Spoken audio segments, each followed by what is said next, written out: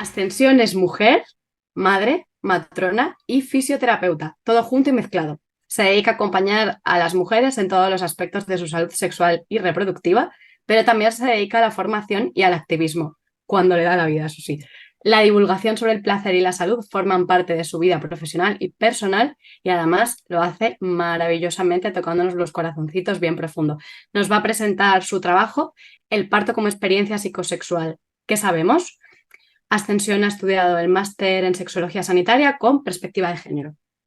Yo vengo a hablaros del parto como experiencia psicosexual, porque pues eso, soy matrona, soy madre, soy mujer, soy fisio, pero sobre todo por el aspecto de matrona en el que me he encontrado con muchas situaciones de partos y de vivencias diferentes, ¿no? Entonces, este trabajo de fin de máster está estructurado de esta manera.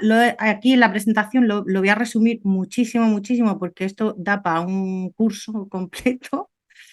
Y bueno, voy a hablar pues eso, de la introducción, del objetivo, vamos a intentar entender lo que es un parto fisiológico, que muchas veces es lo que o no es lo que nos han contado.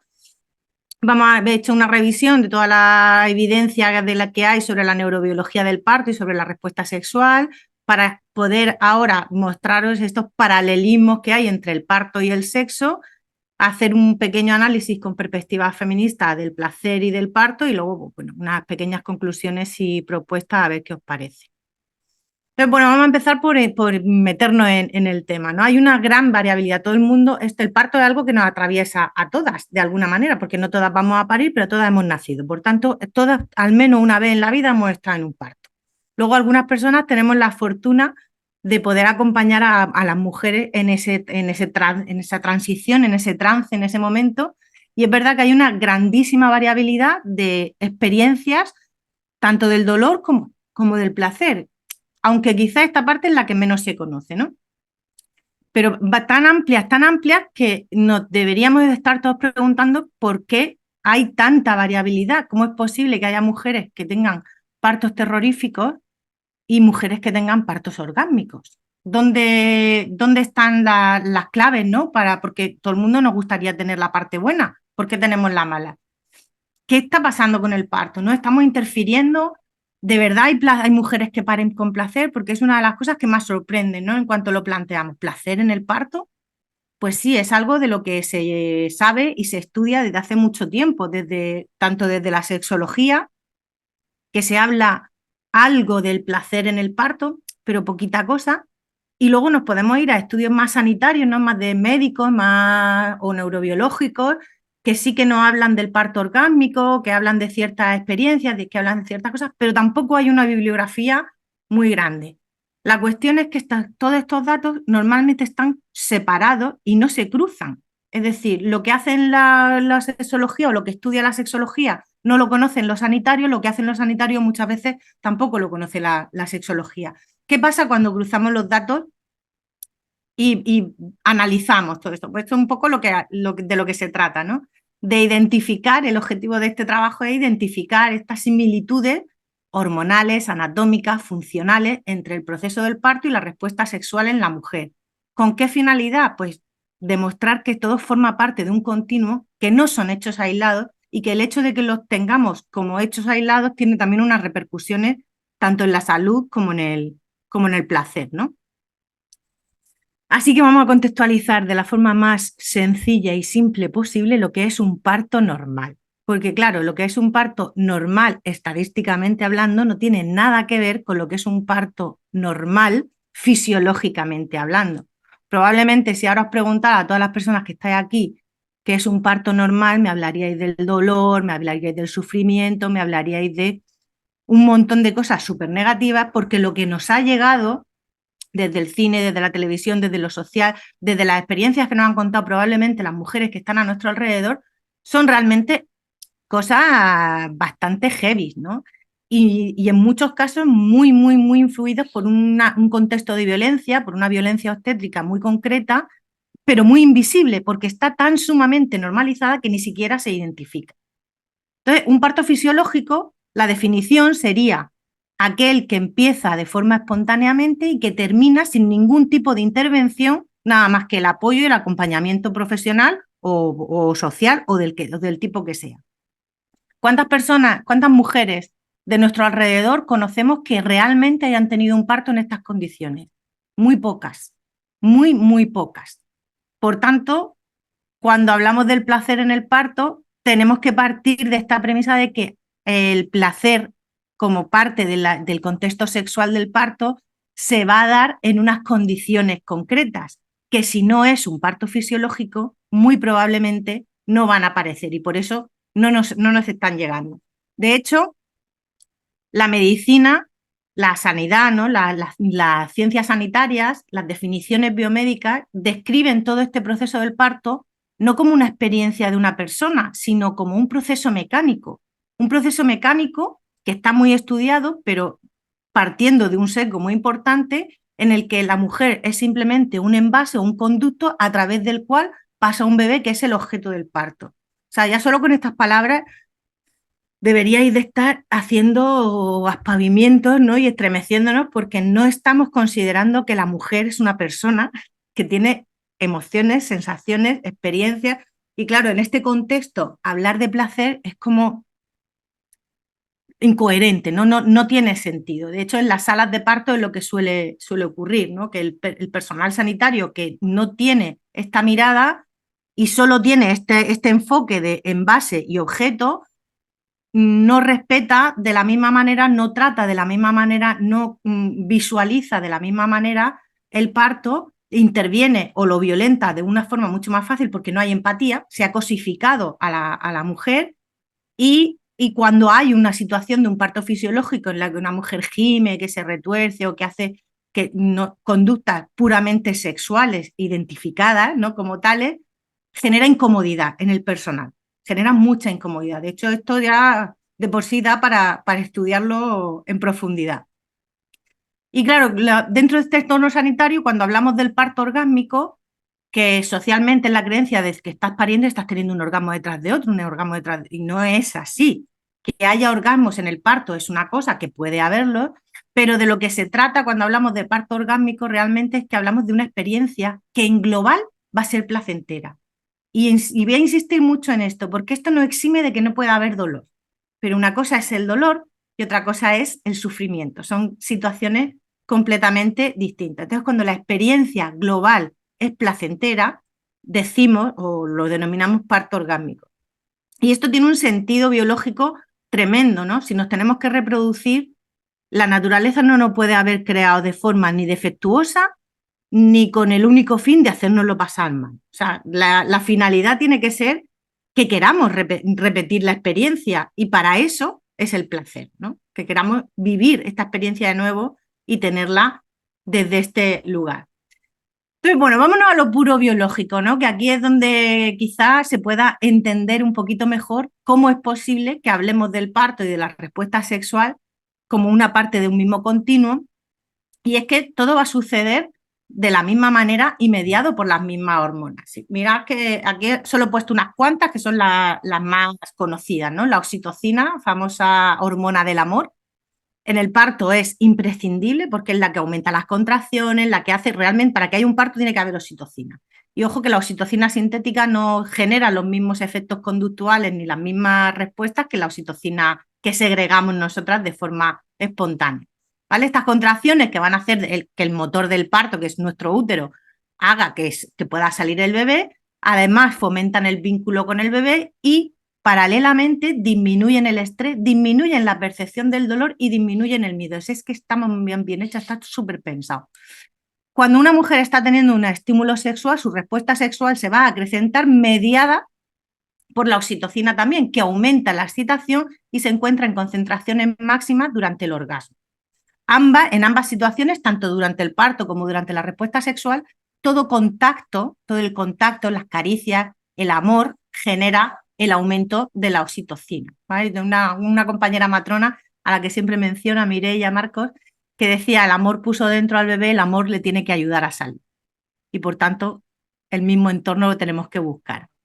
Las betaendorfinas, que son otras hormonas, unas sustancias químicas maravillosas y estupendas que nos colocan literalmente, te da un colocón, están presentes en el parto y lo que nos dan es la sensación de analgesia, ¿no? Las mujeres que entre contracciones se quedan como dormidas, que han perdido la sensación del tiempo, del espacio, están colocadas literalmente a través de las betaendorfinas, que se segregan justo precisamente por el dolor después de cada contracción.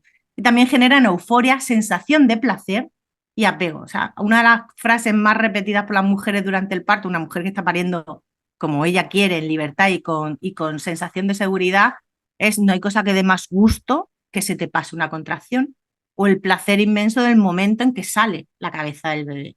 Lo describen como placer, es verdadero placer. También están vinculadas con el apego.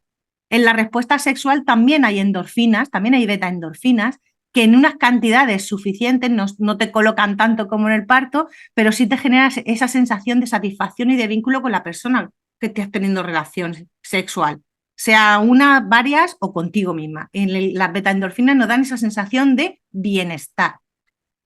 Las catecolaminas hablamos de la adrenalina, de la noradrenalina, de otras sustancias estimulantes del sistema nervioso simpático, fundamentalmente, van a estar relacionadas con el sistema de huida y de lucha. Por tanto, durante el parto no deben estar altas, tienen que estar bajitas, ¿vale? Tengo que sentirme segura para que las catecolaminas se mantengan bajas durante todo el parto, y solo van a tener un pico, un momento determinado, en el momento del reflejo de eyacción fetal, cuando sale ese bebé. De la misma manera se comportan en el sexo, ¿no? en la respuesta sexual. Para poder excitarme, para poder tener una relación sexual y disfrutar del sexo, tengo que estar con una sensación de seguridad, con la adrenalina baja, con la oxitocina alta, y solo van a haber un pico de catecolamina, un pico de adrenalina, en el momento del orgasmo, ¿vale? De la eyección, de la leche también, si estuviéramos hablando de lactancia, pero en el momento del orgasmo, la eyaculación, tanto femenina como masculina, es mediada por ese pico de catecolamina, y se dan de la misma manera en las dos situaciones.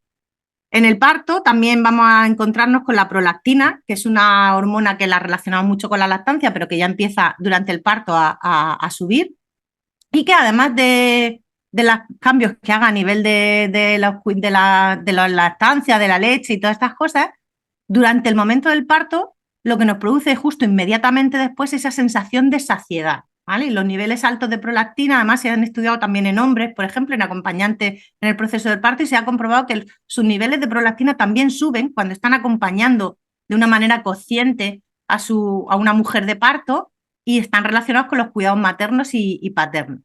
Después del orgasmo también nos sube la prolactina, también tenemos una descarga, una pequeña descarga de prolactina que lo genera esa satisfacción de estar satisfechas. Y además también se ha estudiado, en algunos estudios era muy interesante, ¿no? Cómo ciertas dosis de prolactina eran necesarias para darle una calidad orgásmica, ¿no? Para que las personas, tanto hombres como mujeres, hablaran de haber tenido un orgasmo de los buenos, de los que se recuerdan. ¿Vale? Por último, hablo de las prostaglandinas, que fijaros que tienen un efecto sobre la maduración del cuello, es decir, es lo que se utiliza químicamente, prostaglandinas sintéticas, para inducir un parto, generan contracciones uterinas, y casualmente hay una gran cantidad de prostaglandinas en el semen, ¿vale? De hecho, muchos sanitarios, no es muy conocido esto de tener relaciones sexuales con penetración y eyaculación antes de cuando estás al final del embarazo, para estimular el inicio del parto. Tampoco es esto muy así, también os lo digo, porque si no, no habría inducciones químicas, habría un cuarto oscuro en los hospitales y ya está, se metería la gente a lo suyo, pero no es tan así. Vale, todo esto que hemos visto de la hormona, ya os digo, son las mismas hormonas, las mismas vías nerviosas, los mismos circuitos cerebrales. Todo esto sí está bien documentado. Pero ¿qué vemos cuando estamos comparando a una mujer que está pariendo con una mujer que está teniendo un orgasmo? Todo esto viene, que la tengo que mencionar, de un taller que llevo haciendo muchos años con mi queridísima y amiguísima Blanca Herrera, que es una matrona a la que admiro profundísimamente, que hacemos un taller que se llama Polvo Parto, ¿vale? En ese taller lo que hacemos es poner fotos de caras de mujeres pariendo y teniendo orgasmos, y ponemos sonidos, ahora os voy a poner un par de ellos, espero que se escuche, de mujeres teniendo un orgasmo y pariendo. Y hay que adivinar qué cara de cada mujer y qué sonido es de polvo o es de parto. os hago un spoiler y os avanzo, ¿no? No hay manera humana de saber qué es, que nadie acierta al 100%, ni siquiera por casualidad. Ni nosotras, que cuando pierdo la lista de la cara y de los sonidos, estoy perdida, ya nos la jugamos y decimos, pues creemos que es eso. Entonces, bueno, vamos a hacer este pequeño análisis, ¿no? Y vamos a hacer un poco el polvo parto, pero más rápido, comparando la respiración, los sonidos, las caras, qué es lo que pasa en el útero, en la pelvis, la postura. Os voy a poner unas imágenes que a veces son más explícitas que otra cosa. Vale, vamos a empezar por los sonidos. ¿Vale? Las mujeres cuando están de parto y las mujeres cuando están teniendo relaciones sexuales, solas o en compañía, van a empezar su ritmo respiratorio con una respiración profunda, van a ir acelerando, van a ir subiendo de intensidad y van a ir apareciendo una serie de sonidos. ¿Vale? Os voy a poner dos sonidos. No voy a decir cuál es cuál. He puesto unos bastante evidentes, pero para que veáis la similitud. A ver si se escucha. Decidme si se oye.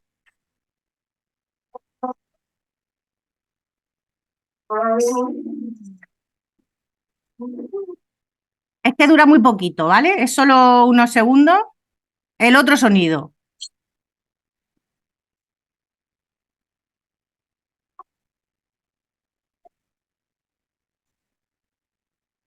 Este no se ha oído, Ascen. Este no se ha oído. Espérate, que lo vamos a hacer de otra manera. Es que si no, no. Si no, súbelo tú más, quizá. Mira, a ver, ¿me escucháis, no? Ujú. Vale, voy a ponerlo otra vez.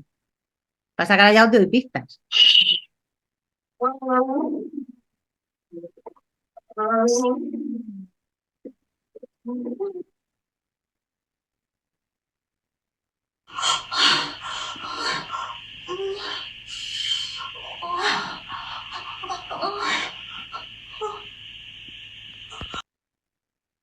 Vale, evidentemente se diferencia si los dejara, ponemos muy poquitos segundos, porque si los dejara más tiempo, sí que podríamos diferenciar claramente en qué situación estamos. Pero se oye tan parecido, que cuando algunas mujeres están en un hospital, en una sala de porque en casa no tenemos este problema, pero en los hospitales, pues claro, hay más gente, hay más de todo, y cuando se oyen estos sonidos, hay mucha gente, muchos profesionales que se sorprenden y ¿qué está pasando ahí? O como le decían a Blanca muchas de sus compañeros, es que cuando estás tú de guardia parece que os metéis en orgías. Y no es que hagamos nada, precisamente es eso. ¿Vale? Las caras, ¿no? Esta expresión facial, que esto está estudiado y está publicado en varios estudios, que aquí no lo he puesto, pero en el trabajo tenéis todas las referencias, ¿no? Como la expresión facial también se parece muchísimo en cuanto que al principio del parto la cara está relajada y a medida que va aumentando la intensidad del proceso o la intensidad del orgasmo, aparece esa expresión incluso de esfuerzo, como si estuviera haciendo algo muy potente. También se ve en el ejercicio físico, cuando llevamos a ese límite el cuerpo, ¿no? De esa intensidad que parece que sufre, pero que en realidad es un sufrimiento con gusto, ¿no? Como dicen los deportistas, es sufro pero guay, sufro porque está hasta arriba de endorfinas, pero tiene este pico de catecolamina. Y en todo esto, ¿no? Que se lo he puesto así muy para no extenderme, pero es la postura, el útero, evidentemente, el útero se contrae tanto en el parto como en el orgasmo, o esa foto que es impresionante de una contracción uterina súper potente para que la vierais así en todo su esplendor. Claro, no es lo mismo contraerse cuando tú tienes el tamaño de un puño a contraerte cuando tienes 15 o 20 veces tu tamaño y has multiplicado por 10 tu contenido. No es igual, por eso la intensidad también es muy variable. Pero en los dos casos, el ritmo es lo importante, no es solo que se contraiga, sino que se contrae de forma rítmica y con una intención. De hecho, se expulsa, para expulsar al bebé, que se expulsa todo ese moco, ¿no? Todo ese tapón mucoso. Cuando tiene el orgasmo, cómo se expulsa todo ese fluido que procede del cervix, cómo estimula toda la lubricación extra de toda la zona. Esa postura de echar la cabeza hacia atrás, de abrir la boca, porque si abres la boca, abres el periné, esa musculatura perineal, ¿no? Que sí me emociono con esto y me vengo arriba. Y, por ejemplo, lo de las manos y los pies, ¿no? Cuando tienes un orgasmo que agarras y que haces, se ponen los dedos en garra de los pies, pues en las mujeres pariendo pasa lo mismo. Lo que pasa es que tienen mucha más fuerza que cuando estás teniendo un orgasmo y como te agarran bien. ¿Vale? Toda la musculatura que está implicada a nivel abdominal, a nivel perineal, es que es la misma, es esa, y hace los mismos movimientos de la pelvis, cómo basculan de adelante a atrás en el sexo, cómo bascula de adelante a atrás para que pase el bebé, ¿no? Es muy, muy, muy parecido. A nivel cerebral, ¿no? De control, es imprescindible que en las dos situaciones tengamos el mismo estado. El estado de desconecto la cabeza pensante, desconecto la corteza cerebral, tengo la amígdala tranquila porque estoy en un ambiente de seguridad y de intimidad y estoy relajada, me puedo permitir no estar atenta, desconectar y a salvajarme. ¿Vale? Las mujeres cuando me dicen a mí cuando hacemos algo de preparación al parto, es que tengo miedo al descontrol, es que hay que descontrolar. Si no descontrolamos, ni parimos ni tenemos un orgasmo. Es imposible tener un orgasmo pensando en la lista de la compra. Pues tampoco es posible parir pensando que algo te va a atacar, que tienes miedo, que algo va mal. Y respecto a la sensibilidad, al final, ¿no? Cuando está saliendo el bebé, que la vulva pierde toda la sensibilidad, en el orgasmo se ha demostrado que pasa lo mismo, ¿no? Se llega a perder la sensibilidad, incluso del cuerpo, adoptando posturas y movimientos que no podrías hacer de ninguna otra manera de forma voluntaria. Y una vez que pasa, tanto el orgasmo como el parto, en los dos recuperas rápidamente toda la sensibilidad y toda la conciencia.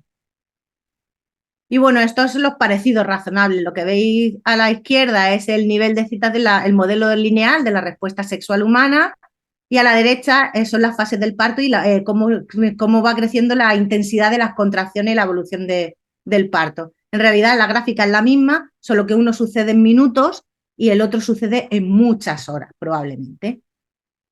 Y en el modelo circular, ¿no? Esta similitud también para que se pueda producir ese deseo sexual que necesita un entorno seguro, una predisposición, una respuesta corporal y eso se retroalimenta y hace que siga y que aparezca ese deseo espontáneo. Y en el parto va a suceder igual. Si una mujer está de parto activa, si tiene contracciones con dolor incluido, pero hay oxitocina, estás segura, te sientes tranquila, se alivia el dolor, se me va la cabeza, me pego un colocón, se bajan las catecolaminas, disminuye el miedo y el estrés, el parto progresa y el parto termina espontáneamente. Este circuito también puede funcionar al revés. Si no se dan las circunstancias de seguridad y de tranquilidad, si la adrenalina está alta y la oxitocina baja, el parto se complica. Bien, ¿y qué ha pasado con todo esto, no? ¿Por qué esto está así? Pues para mí es bastante claro, evidente que solo el hecho de que la salud sexual y la salud reproductiva desde la medicina se hayan visto por separado. ¿Por qué están vistas por separado? Si es lo mismo. La reproductiva, como mucho, estaría incluida dentro de la sexual. Pero es esta dicotomía, ¿no? La mujer es una cosa, la madre es otra, las madres además no ni follan, ni desean, ni sienten, ni nada, ¿no? Esa maternidad que viene impuesta y no viene desde el deseo, porque el deseo de las mujeres no se ha contemplado ni siquiera en su función reproductiva, tienen la obligación, pero no el deseo. Esta visión de las mujeres como recipientes del bebé o receptoras del placer del masculino patriarcal que nos han impuesto, y entonces el parto, que debería ser una experiencia sexual placentera, o como mínimo bien vivida, se ha convertido en un acto médico que está exento de placer y a la mujer se le ha convertido de esta manera en alguien que es incapaz de parir por sí misma, necesita del poder, de la autoridad y se le ha sometido a través del miedo. El miedo que empieza por no conocer tu cuerpo, no conocer que esto existe, no conocer las capacidades que tienes y hasta dónde podríamos llegar. Esto desde la medicina evidentemente se ha estudiado poco, no nada, pero desde lo social sí que tenemos cosas muy interesantes como el libro de Pariremos con placer de Casilda Rodríguez o de la misma Casilda, la represión del deseo materno, ¿no? Como nos ha influido todo este mensaje continuo de que no puedes desear, no puedes sentir, no puedes creer, eres un envase y como tal tienes que, todo se hace por el bebé. De hecho, la principal herramienta de miedo de las mujeres embarazadas es tú verás lo que haces, todo la carta del niño muerto que le llamamos, ¿no? Si lo que haces, si eliges esto y le pasa algo a tu bebé, es responsabilidad tuya, como si hacer lo otro no fuera también tu responsabilidad, ¿no? Sea lo que sea lo otro. Vale, ¿qué hacemos con todo esto? Porque esto hay que hacer algo, digo yo, que habrá que hacer algo. Y es que el parto puede ser una experiencia intensa y placentera, con o sin dolor, que yo no digo que no pueda haber herramientas para aliviar el dolor y que no tengamos que hacer muchas cosas y que no haya partos que tengan complicaciones y que tengan que ser tratados de una manera diferente. Pero con o sin dolor la experiencia puede ser placentera y debemos de mirar a las mujeres como sanitarios con esta mirada de lo que estoy haciendo con esta mujer es una relación sexual, es su sexualidad. Esto forma parte de su vida sexual. Cómo lo viva no solo le va a afectar ahora, sino que va a tener una repercusión en el futuro. Y para que tenga esa experiencia placentera, necesita un ambiente adecuado y un trato adecuado, empezando por la mirada de los profesionales. El placer, además, y esto hay muchos estudios que lo avalan, no solo forma parte del proceso, sino que además puede ser un recurso muy, muy, muy interesante para el manejo del dolor si lo hay. O sea, el hecho del estímulo del placer sexual disminuye la percepción del dolor de las contracciones, disminuye la percepción del sufrimiento y facilita el proceso. Pero esta información no llega a las mujeres y esto debe de llegar a las mujeres embarazadas para que tengan una experiencia de parto, pero también a las no embarazadas para que vivamos, ¿no?, esa posible maternidad, porque algunas serán madres y otras no, pero todas desde este lugar de, jolines, qué guay, ¿no? Se puede tener un parto independientemente de que pueda ser largo, de que pueda ser doloroso. Entonces tenemos una labor de divulgación muy importante a nivel social, porque hay auténtico terror al parto. Y el terror es social. Viene tan metido que es muy difícil luchar contra esto si solo lo hacemos como nos llaman las locas del parto orgásmico, ¿no? Y para eso es imprescindible que para que estas cosas pasen necesitamos que los profesionales, tanto desde la sexología como desde la sanidad, se aborde esto de la misma manera y con la misma importancia que se aborda el placer en otras etapas de la vida. El placer es importante durante el parto. Luego, después del parto, como ya ahora os hablarán después, también. Pero durante el parto también es importante, porque cualquier placer, por pequeño que sea, por diminuto que nos pueda parecer, puede cambiar la experiencia de una mujer y puede cambiar su recuerdo y puede condicionar mucho no solo su puerperio, sino su vida sexual futura. Y es que somos poderosas. Bueno, y quería ya terminar, que no me quiero enrollar mucho, ya llevo muchas horas aquí, con esta frase de Casilda, ¿no?, de su libro. Para parir con placer, hemos de empezar por explicar a nuestras hijas que tienen útero, que cuando se llena de emoción y de amor, palpita con placer. Hemos de reconquistar nuestros cuerpos y reaprender a mecer nuestro útero, a conectar sus inervaciones voluntarias con las involuntarias, sentir su latido y acompasarlo con todo nuestro cuerpo. Las mujeres tenemos que contarnos muchas cosas, de mujer a mujer, de madre a hija, de vientre a vientre. Me encanta esa expresión. Y nada, muchas gracias por vuestra atención.